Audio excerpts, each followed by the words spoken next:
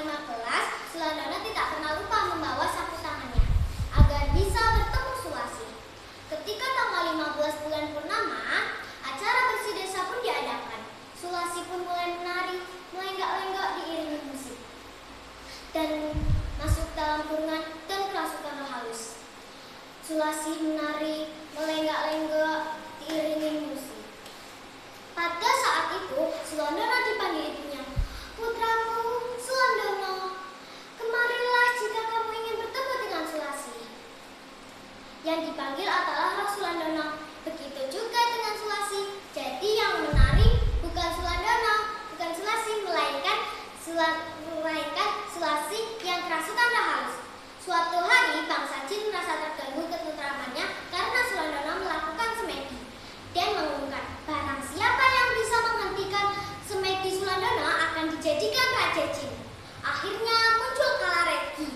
Ia tahu bahwa Sulandono mempunyai pusaka yang bisa melepaskan roh dari tubuhnya. Aku bisa menyingkirkan Sulandono dari tempat bertapanya.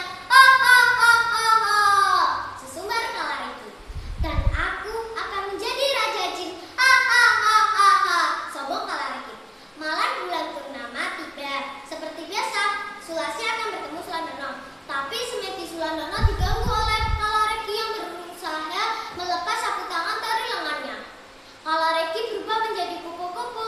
Kupu-kupu hinggap di kepala Sulandono dan berbisik, "Kalau kamu ingin bertemu dengan Sulasi, lepaskan sapu tangan dari lenganmu." "Aku tidak akan melepas sapu tangan ini, sebab aku harus bertemu Sulasi," jawab Sulandono.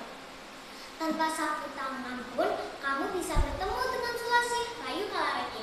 Sulandono sangat rindu dengan Sulasi. Tanpa sadar melepaskan sapu tangan dari lengannya. Kalaregi sangat senang. Ia berhasil membujuk Sulandono. "Aku berhasil melepaskan sapu tangan dari lengan Sulandono. Aku akan menjadi raja Jin." Tiba saatnya Sulandono bertemu dengan Sulasi. Tapi pertemuannya tidak di alam manusia, di dunia maya. Jasad yang ditinggalkan tergeletak di tanah.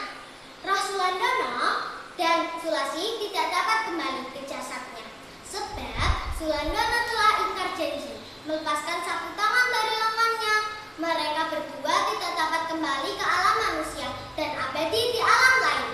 Demikian cerita legenda kesenian Sintren. Semoga dapat kita petik pesan moralnya, yaitu hati-hatilah terhadap janji dan kita harus percaya kepada takdir yang telah Allah tentukan.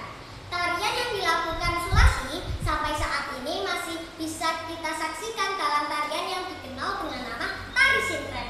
Cerita ini dikutip dari media Jawa